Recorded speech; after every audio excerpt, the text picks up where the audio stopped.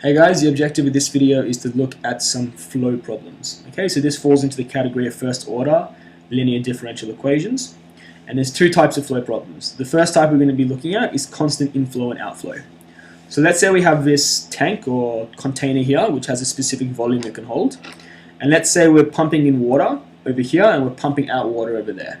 So let's say, just for argument's sake, just to put some numbers to it, we're pumping in at 10 meters cubed per second and we're pumping out at 20 meters cubed per second.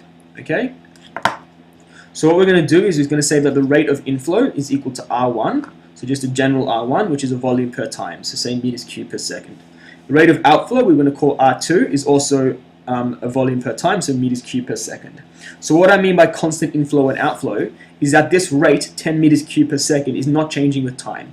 So at the start it's 10 meters cubed per second and, I don't know, 2 hours later it's still 20 meters cubed per second. Okay, so these rates aren't changing. But obviously the volume in here will be changing. So what we're going to say is that the change in volume with respect to time, so dV on dt, is equal to the inflow minus the outflow, or R1 minus R2. Okay, so that's how the volume changes with time.